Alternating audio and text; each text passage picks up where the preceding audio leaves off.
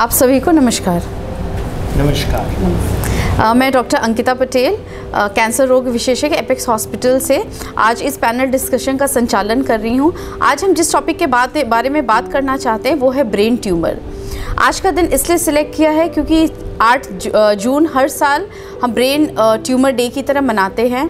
हालांकि ये कैंसर बहुत कॉमन नहीं है, बट इसके बारे में बहुत ज़्यादा जानकारी लोगों को नहीं होती है। ब्रेन ट्यूमर को समझना बहुत ज़रूरी है क्योंकि उसका शुरुआती कोई सिम्टम नहीं मिलता। ब्रेन हमारे स्कल, हमारे खोपड़े के अंदर होता है, अंदर बीमारी बढ़ती रहती है। जब तक ये सिम्टम नहीं आता तो यूजुअली पेशेंट्स को समझ में नहीं आता है, और अगर समझ में भी आता है क्योंकि सिम्टम्स थोड़े नॉन स्पेसिफिक होते हैं, जैसे कि सिर में दर्द, उल्टी एक्सेट्रा, तो जो डॉक्टर के पास जाने का समय है या आगे इलाज वो काफ़ी बार डिले हो जाता है, जिसकी वजह से रिज़ल्ट उतना अच्छा नहीं आ पाता। तो इस पैनल डिस्कशन में हमारे साथ डॉक्टर विवेक त्रिपाठी हैं, जो कि हमारे हॉस्पिटल में सीनियर न्यूरोलॉजिस्ट हैं, न्यूरोफिजिशियन हैं, डॉक्टर गौरव गोस्वामी, कैंसर रोग विशेषज्ञ, एंड डॉक्टर गौरी, जो कि सीनियर रेडियोलॉजिस्ट हैं। तो अब मैं सवाल शुरू करना चाहूँगी डॉक्टर विवेक त्रिपाठी से कि सर ये बताइए ब्रेन ट्यूमर होता क्या है और ब्रेन ट्यूमर कितने तरीके का होता है? पहले तो आप सभी को मेरा नमस्कार। नमस्कार डॉक्टर अंकिता। तो सबसे पहले हम इसमें बात करते हैं कि ब्रेन ट्यूमर होता क्या है। तो कोई भी tumour abnormal collection of cells है या मास, जहाँ पे सेल्स इकट्ठे होने लग जाएं, तो यही चीज़ अगर ब्रेन में हो तो उसे ब्रेन ट्यूमर कहा जाता है।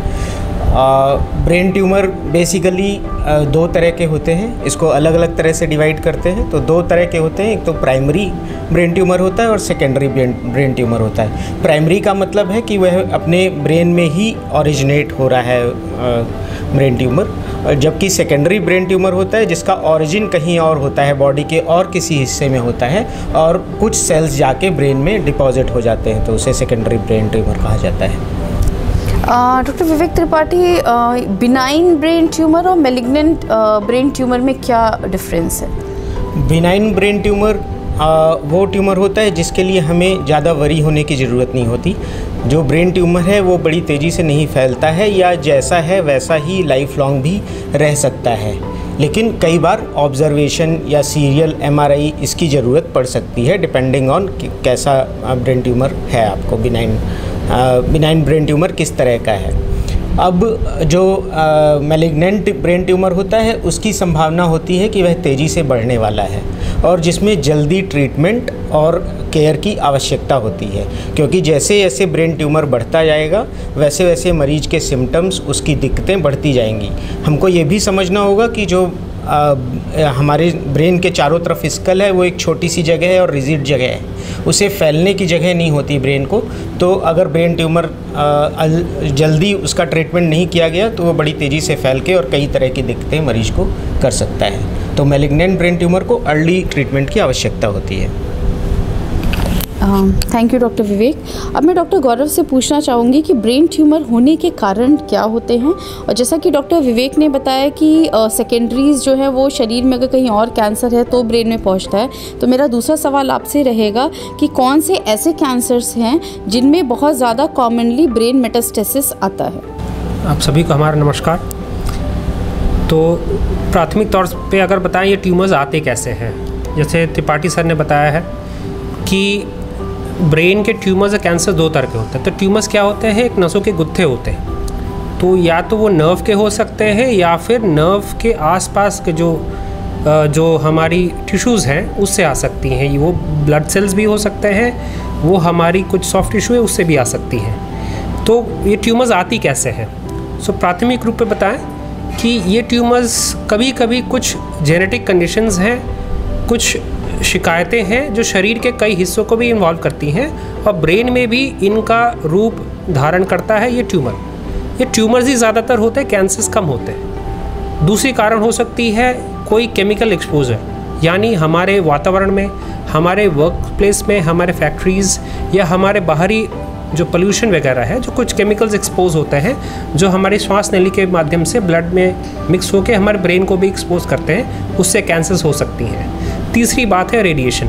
आप जानते हैं कि रेडिएशन एक तरह का फ़ायदेमंद और नुकसानदायक चीज़ भी है। तो जब हम फ़ायदेमंद की बात करें, रेडिएशन से हम ब्रेन की ट्रीटमेंट, ब्रेन के ट्यूमर्स और तरह तरह के कैंसर्स भी ट्रीट कर सकते हैं। तो उसका भी एक साइड इफ़ेक्ट होता है कि कभी कभी लो डोज रेडिएशन या अनएडवर्टेंट रेडिएशन, मतलब आपको रेडिएशन की ज़रूरत नहीं थी लेकिन आपको एक्सपोज हो गया, जैसे कोई न्यूक्लियर एक्सीडेंट हो गया, आप कहीं काम करते हैं जहाँ पे एक्सरेज की इस्तेमाल होती है, आपको पता नहीं लेकिन आपको एक्सपोजर हो रहा है, तो ये रेडिएशन के कारण से भी हो सकता है, केमिकल्स के कारण से हो सकता है। सबसे पहली जो सबसे प्राथमिक जो रीज़न होती थी आज से 15-20 साल पहले, वो है कि उम्र के साथ। तो ब्रेन ट्यूमर्स एक्चुअली, अगर आप बायोलॉजी जानते होंगे या फिर आपने अपने स्कूली शिक्षा अगर याद करें, तो ब्रेन के जो नसें हैं वो एक समय के बाद वो बढ़ना बंद कर देती हैं। तो ये जैसे हमारी उम्र होती है, यही जो हम बचपन में जो हमारे नर्व सेल्स होते हैं वही बुढ़ापे में उससे कई गुना कम होते हैं, लेकिन इसमें से कुछ सेल्स जिनको बढ़ना नहीं चाहिए बढ़ना शुरू कर देते हैं, जो दो रूप धारण करते हैं। जैसे डॉक्टर त्रिपाठी ने कहा, एक है कि आपका ट्यूमर हो सकता है जो बिनाइन होता है, दूसरा है कि कैंसर हो सकता है। तो उम्र भी एक बहुत बड़ा फैक्टर होता है। तो जैसे हमारे न्यूरोलॉजी के डॉक्टर साहब ने बताया है कि या तो बीमारी ब्रेन में उत्पत्ति हो सकती है या शरीर के किसी दूसरे हिस्से में उसका ओरिजिन हुआ है और ब्लड के माध्यम से फैल के ब्रेन में चली गई। तो अगर हम दूसरे टाइप की बात करें जहाँ पे वो ब्रेन की कैंसर है ही नहीं, मतलब आपको कहीं और हिस्से में है, तो उसमें से कैंसर्स, कुछ कई कॉमन कैंसर्स होते हैं जो ब्रेन में उनकी मेटास्टेसिस कहते हैं उसको, तो स्प्रेड कर जाती है। उसमें से lung cancers, breast cancers, gastro और किडनी के कैंसर्स, ये मोस्ट कॉमनली स्प्रेड करते हैं आपके ब्रेन में। और जैसे हम जानते हैं कि ब्रेन चूँकि एक बंद डब्बे की तरह होती है, सबसे जो डेंजरस सिग्नल्स, जो सबसे घबराने वाली जो शिकायतें होती हैं कि तेज़ी से मरीज़ की स्थिति बिगड़ती जा रही है, वो होश खोते जा रहा है, उसको चक्कर आ रहे हैं जो दवाओं से ठीक नहीं हो रही है, उल्टी आ रही है, बेहोशी छाई जा रही है। तो ये कई भी बीमारियों के लक्षण हो सकते हैं, लेकिन जो बुरे तरह के जो कैंसर्स होते हैं, जो ख़राब ब्रेन ट्यूमर्स होते हैं, उनके लक्षण की संभावना भी इसमें होती है। धन्यवाद डॉक्टर गौरव। एक और सवाल आपसे, क्या मोबाइल फ़ोन यूज़ करने से कैंसर की संभावना बढ़ती है? शुक्रिया इस प्रश्न को इस फोरम पर लाने के लिए।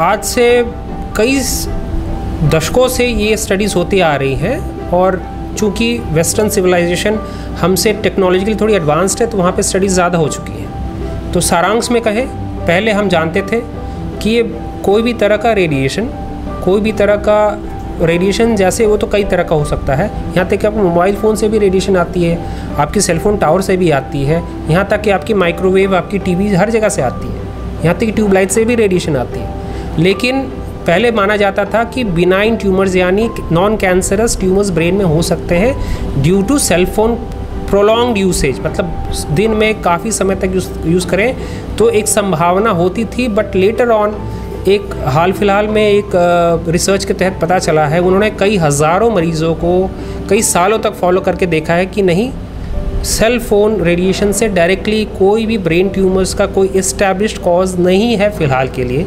हाँ, उन्होंने ये भी सचेत किया है इसका और भी गहरा इसका रिसर्च होना चाहिए, लेकिन फ़िलहाल के लिए ऐसी कोई संभावना या कोई दिक्कत नहीं सामने स्पष्ट रूप से आ रही है। लेकिन अभी ये कहना 100% सही नहीं होगा, रिसर्चेस जो है अभी चल रही हैं, तो इसका रिज़ल्ट अभी अवेटेड है। बट बहुत ज़रूरी है कि हम स्पेशली छोटे बच्चों को मोबाइल एक्सपोजर जितना कम दें उतना बेहतर है। तो जैसा कि डॉक्टर गौरव ने कॉजेज़ के बारे में बताया, सेकेंडरी कॉजेज़, तो जब भी कोई कैंसर का पेशेंट रहता है तो फर्स्ट गो में पूरा इन्वेस्टिगेशन होता है ये देखने के लिए कि ब्रेन मेटास्टेसिस है कि नहीं, और इलाज के दौरान भी अगर पेशेंट की स्थिति बिगड़ती है या बहुत ज़्यादा सिर दर्द अचानक से होने लगा या चक्कर आ रहा है या फिट्स आ रहे हैं या उल्टियाँ आ रही हैं, तो ब्रेन इवैल्यूएशन बहुत ज़्यादा इम्पॉर्टेंट रोल प्ले करता है। अब मैं डॉक्टर त्रिपाठी से पूछना चाहूँगी कि अगर किसी को ब्रेन ट्यूमर है, चाहे बिनाइन या मैलिग्नेंट, तो उसके क्या सिम्टम्स आ सकते हैं? धन्यवाद। तो जैसे बात चली रही है तो कि अर्ली ब्रेन ट्यूमर को पहचानना बहुत ज़रूरी है, तो उसे वैसे ही अर्ली पहचाना जा सकता है कि भाई क्या सिम्टम्स, पेशेंट को क्या दिक्कत हो रही है, तो हम समझें कि उसे इन्वेस्टिगेशन या डॉक्टर को मिलने की ज़रूरत है। तो सबसे कॉमन चीज़ जो देखने को मिलती है कि हेडेक्स या सिर दर्द, ये बहुत कॉमन चीज़ें हैं। अब नॉर्मली भी लोगों को सिर दर्द होता रहता है, लेकिन मोस्ट ऑफ़ द टाइम लोग इग्नोर करते हैं और जैसे दिखाने भी आते हैं तो उनका यही कहना होता है कि सर नॉर्मल सिर दर्द हो रहा है। तो सिर दर्द अगर आपका परसिस्ट कर रहा है और लगातार बना ही हुआ है और उसकी फ्रीक्वेंसी बढ़ती जा रही है, उसकी सीवियरिटी बढ़ती जा रही है, तो अगर ऐसा आपको लगता है तो आपको ज़रूर कंसल्ट करना चाहिए अपने न्यूरोलॉजिस्ट से, न्यूरोसर्जन से, कि अगर या अपने फिजिशियन से, कि सिर दर्द बना हुआ है, क्योंकि ये एक कॉमन सिम्टम है किसी तरह के ट्यूमर या दूसरी बीमारियों के होने का। तो एक तो सिम्टम हो गया सिर दर्द।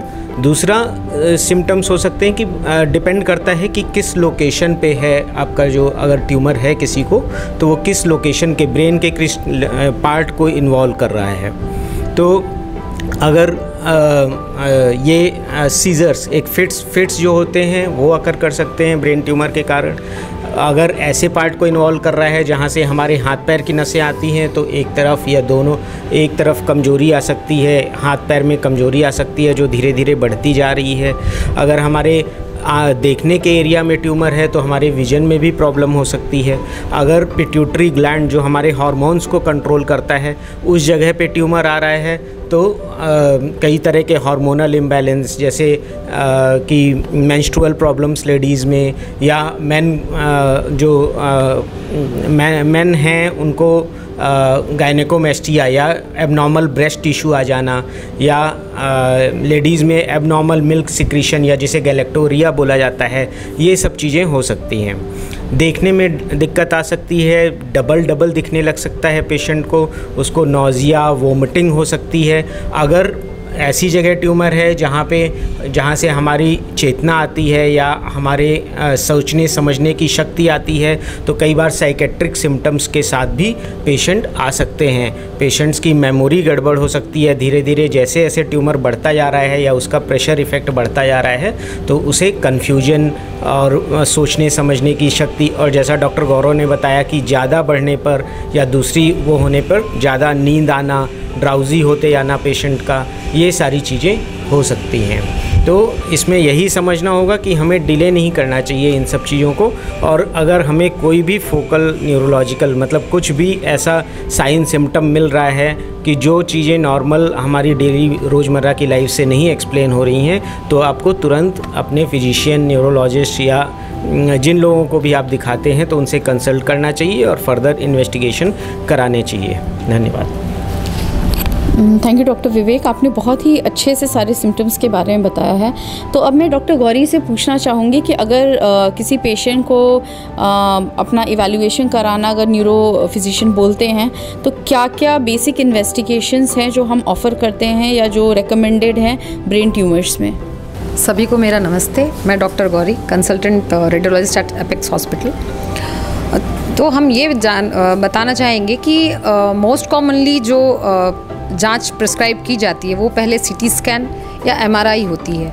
सीटी स्कैन में हम बहुत अच्छे से मास को डिस्क्राइब नहीं कर पाते, पर एक सस्पिशन रहता है कि ये ट्यूमर है या इन्फेक्शन है। पर एमआर में हम एक ट्यूमर को बेटर कैरेक्टराइज कर सकते हैं कि ये बिनाइन ज़्यादा लग रहा है या मैलिग्नेंट है, जैसा कि डॉक्टर विवेक त्रिपाठी ने बताया कि मैलिग्नेंट ट्यूमर्स को हमें ज़्यादा एग्रेसिवली ट्रीट करने की ज़रूरत है। इसके अलावा प्राइमरी है या सेकेंडरी है वो भी हम इमेजिंग के हिसाब से डिफ़ाइन कर सकते हैं। उनके अलावा ग्रेडिंग बहुत इंपॉर्टेंट है ट्यूमर्स में, जिसके आधार पे सारा ट्रीटमेंट प्लान होता है। तो अपार्ट फ्रॉम दैट न्यूरॉन्स हम जानते हैं कि उनका बहुत मेजर रोल है, तो हम उस एरियाज़ को डिफ़ाइन कर सकते हैं जहाँ ट्यूमर इन्वॉल्व है based on DWI diffusion weighted imaging, perfusion imaging, ये सब MR स्कैन पे होता है। और इनके अलावा DTI होता है, डिफ्यूजन टेंसर इमेजिंग, जिसमें हम जो न्यूरॉन्स के ट्रैक्ट्स है उसको बेटर डिफाइन करते हैं मास से, उनसे अलग दर्शा के हम क्लिनिशियंस की हेल्प करते हैं ताकि वो पूर्णतया मास को या तो सर्जिकली ऑपरेट कर सकें या रेडियोथेरेपी द्वारा उनको टारगेट कर सिर्फ उन्हीं एरिया पे ट्रीटमेंट दे और बाकी एरियाज़ को प्रिजर्व करा जा सके। इसके अलावा पेट स्कैन का रोल है, जो कि ट्यूमर के जो हाइपर मेटाबॉलिक, जो ज़्यादा माइटोटिक टिश्यूज़ हैं उनको दर्शाते हैं, और ये भी हमारे कैंसर इमेजिंग में इम्पॉर्टेंट रोल है पेट स्कैन का। Thank you doctor Gauri. Doctor Gauri, मैं आपसे पूछना चाहूँगी MR स्पेक्ट्रोस्कोपी क्या होता है? MR स्पेक्ट्रोस्कोपी एक स्पेशल सीक्वेंस है MRI में, जिसमें जो केमिकल है एक ट्यूमर टिश्यू में, वो एक नॉर्मल टिश्यू से अलग है। उसमें कुछ मार्कर्स होते हैं जो कि कोलिन है, Na है। नॉर्मल टिश्यू में Na ज़्यादा होता है और कोलिन कम होता है, और वैसे ही कैंसरस टिश्यू में जो है कोलिन की मात्रा ज़्यादा होती है। तो इन मार्कर्स को हम ट्रेस करके ये पता कर सकते हैं कौन सा नॉर्मल टिश्यू है, कौन सा एबनॉर्मल टिश्यू है, और एक ट्यूमर को ये बेटर डिफाइन करता है। सो स्ट्रक्चरल इमेजिंग के से ये एडिशनल एक टेक्निक है जिससे हम कैंसरस टिश्यू को बेटर डिफाइन कर सकते हैं। थैंक यू डॉक्टर गौरी, बहुत ही अच्छी इन्फॉर्मेशन आपने दी। अब मैं डॉक्टर गौरव से जानना चाहूँगी कि ब्रेन ट्यूमर्स में क्या क्या ट्रीटमेंट ऑप्शंस होते हैं? देखिए, ब्रेन ट्यूमर की ट्रीटमेंट काफ़ी वास्ट है, और हम लोगों ने इन कई दशकों में काफ़ी हमने प्रोग्रेस कर रखी है। आजकल हमारे देश में और विश्व में कई डेडिकेटेड सेंटर्स हैं जो केवल और केवल न्यूरोलॉजिकल ट्यूमर्स और डिजीज़ की ट्रीटमेंट करते हैं। तो अगर हम फोकस करें, अगर हम भूल जाएं कि बीमारी कहीं और से आई है, अगर मान लेते हैं प्राइमरीली अगर जो ट्यूमर की उत्पत्ति या कैंसर की उत्पत्ति ब्रेन में ही हुई है, तो उसके कई तरह के होते हैं। जैसे शुरुआती में हमने बता दी है कि या तो बिनाइन हो सकती है, यानी ट्यूमरस यानी गांठ की तरह, तो उसकी भी कई तरह की ट्रीटमेंट होती है। अगर मान ले बहुत छोटी है, नॉन क्रिटिकल एरिया पे है, जिससे झटके नहीं आ रहे, जिससे कहीं सर दर्द या फिर कोई सर में प्रेशर नहीं बढ़ रही हो, आँखों की रोशनी, सांस लेने की शिकायतें, या फिर आपकी झटके नहीं आ रहे, पर्सनालिटी चेंजेस नहीं हो रही है, काफ़ी ही छोटी लिमिटेड है, तो हमको उसको close observation using proper imaging techniques जैसे MRI से हम कर सकते हैं। अगर यही ट्यूमर थोड़ी बड़ी हो गई या क्रिटिकल एरिया में चली गई, तो इसके भी दो उपाय हैं। प्राइमरली अगर हम देखेंगे, ये ऐसी क्रिटिकल एरिया में है जहाँ पे हम किसी भी माध्यम से स्कैल्पेल या छुरी से पहुँच के उसे निकाल नहीं पाएंगे, तो या हम इसको निकाल पाएँ। अगर निकाल पाएंगे तो बहुत ही बेहतर। हमारे पास स्टीरियोटैक्टिक बायोप्सी है, स्टीरियो नेविगेशन है, हमारी मॉडर्न टेक्निक्स हैं, जहाँ OT के अंदर में, जैसे मैडम ने बताया, एक ट्रैक्टोग्राफी भी होती है, जहाँ पे इंडिविजुअल हम नर्व फाइबर्स, नर्व बंडल्स देख सकते हैं। आप लोगों ने कई YouTube वीडियोस देखी होंगी, न्यूज़ में देखी होंगी कि पेशेंट गिटार बजा रहा है या फिर गाना गा रहा है और उसकी ब्रेन की सर्जरी हो रही है। तो इसकी एक लॉजिक होती है कि हम जब कहाँ पे किस हिस्से ट्यूमर की या ब्रेन की ऑपरेट कर रहे हैं और हमें कौन सी फंक्शन प्रिजर्व करनी है, ये ज़रूरत है। तो ये प्राथमिक है कि हमें ट्यूमर भी निकालना है और मरीज़ को जितना भी सटीक कर पाएंगे जिससे वो अपनी नॉर्मल डेली फंक्शनिंग कर पाए। इसीलिए ज़रूरी है कि रेडियोलॉजी का बहुत ही बड़ी भूमिका है। न्यूरोसर्जन्स काफ़ी डिपेंडेंट है, OT में ले जाने के पहले वो बहुत ही प्लानिंग प्रोसेस करना पड़ता है। तो अगर छोटी ट्यूमर हो जो निकाल पाएंगे तो ज़रूर न्यूरोसर्जन अपनी दक्षता से वो उसको निकाल सकते हैं। अगर नहीं निकाल सकते, अगर वो कोई क्रिटिकल एरिया पे है लेकिन परेशान कर रहा है, तो उसके लिए भी हमें जो है focused high dose high energetic X-rays के माध्यम से हम ट्रीटमेंट करते हैं। उसको हम लोग कहते हैं स्टीरियोटैक्टिक रेडिएशन थेरेपी। उसको हम क्या तो एक बार में कर दें या फिर उसको कई सेशंस में उसको डिवाइड करके कर सकते हैं, लेकिन प्राथमिक मूल में हमारा प्रयास यही रहता है कि जो भी ट्यूमर परेशान कर रही है किसी भी कारण से हो तो उसको पूर्ण तरह से नष्ट कर दें। लेकिन आपको याद रखना है कि इसकी असर आने में कई महीने लग जाते हैं, 2 से 3 महीने लग जाते हैं कम से कम। अगर हम कैंसर्स के तरफ चले जाएं तो कैंसर्स में भी हम बहुत ग्रेड्स के होते हैं। ग्रेड का मतलब ये होता है कि ये ट्यूमर की बढ़ने की क्षमता और फैलने की क्षमता कितनी है। ग्रेड 1 टू ग्रेड 4 हमारे कैंसर्स यूजुअली हमारे विश्व स्तरीय और नेशनल जो लैबोरेटरीज़ है उन्होंने ऐसी बना रखी है कि हम ग्रेड से हम निकाल लेते हैं कि ट्यूमर कितनी बुरी है। जैसे हमारे अगर न्यूरोसर्जन ने एक बायोप्सी कर ली और उसके माध्यम से ट्यूमर का हम लोग मॉलिक्यूलर और जेनेटिक टेस्टिंग करते हैं। ये काफ़ी एडवांस्ड और काफ़ी ही आजकल बहुत ही लो कॉस्ट में और इजीली अवेलेबल टेस्ट हो गए हैं। तो ये सब टेस्ट और ये सब तरीक़ों को बाईपास करना एक तरह से हम कह सकते हैं मरीज़ के साथ उचित जो ट्रीटमेंट है उसे नहीं दे पाते। तो ज़रूरी ये है कि एक बार हम कैरेक्टराइज़ कर दिए, और यहाँ तक कि रेडियोलॉजी में वो काफ़ी मदद करते हैं हमारे ये बताने के लिए कि इस ट्यूमर में क्या इन्फेक्शन है। यहाँ तक कि टीबी भी ट्यूमर की तरह दिखता है ब्रेन। तो मैडम ने जैसे बताया कि अगर आपकी स्पेक्ट्रोस्कोपी हो जाती है और उसके इन्फॉर्मेशन जो मिलते हैं उसके आधार पर हम डिसाइड कर सकते हैं कि बायोप्सी करनी भी है कि नहीं। तो अगर बिनाइन, अगर ट्यूमर्स हम देख रहे हैं कि अगर ऐसे हिस्से में है जहाँ ऑपरेट हो सकती है, तो न्यूरोसर्जन के माध्यम से हम वो ट्यूमर को निकाल फेंकते हैं। लेकिन कई बार ये संभव नहीं होता। कई बार ट्यूमर इतनी बड़ी होती है या किसी क्रिटिकल एरिया पे चली जाती है कि हम एक हिस्सा ही उसकी निकाल पाते हैं और मरीज़ को वापस हम ओटी से निकाल देते हैं और ट्यूमर को टेस्टिंग और एनालिसिस के लिए भेजते हैं। जब ट्यूमर आती है तो जैसे मैंने बताया ग्रेड के हिसाब से ट्यूमर की टाइप के ट्रीटमेंट ठीक होती है। तो न्यूरोसर्जरी का एक बहुत बड़ा भूमिका है, ना कि केवल इस्टेब्लिश करना डायग्नोसिस क्या है, बस उसकी कंप्लीट ट्रीटमेंट भी केवल और केवल न्यूरोसर्जरी से भी हो सकती है। अगर वो अर्ली स्टेज ट्यूमर हो, अगर लो ग्रेड ट्यूमर हो, अगर मान के चलते हैं कि ट्यूमर थोड़ी हाई ग्रेड की रह गई या फिर ट्यूमर पूरी तरह से नहीं निकाली जा सकती, तो उस पेरोल में हमारी radiation therapy, chemotherapy, targeted therapy, यहाँ तक कि एक TTF that is tumour treating feeds, ये एक नई पद्धति आई है पिछले 5 सालों में और आजकल हमारे देश में भी ये काफ़ी इसकी प्रचलन हो गई है।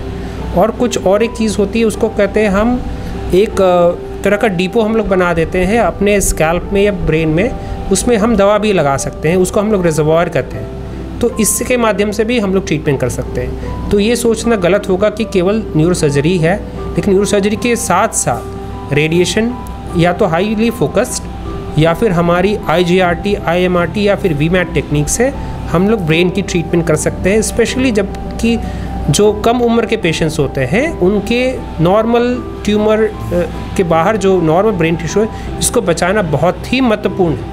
जैसे डॉक्टर त्रिपाठी ने कहा कि ब्रेन ट्यूमर के कारण से भी आपकी याददाश्त जा सकती है, उसी तरह रेडिएशन से भी आपके याददाश्त पे फ़र्क पड़ सकता है। इसलिए ज़रूरी है उसको बचाना, जिस कारण से आज के दिन में हाई एंड टेक्निक जैसे IGRT, VMAT ये हम लोग इस्तेमाल करते हैं।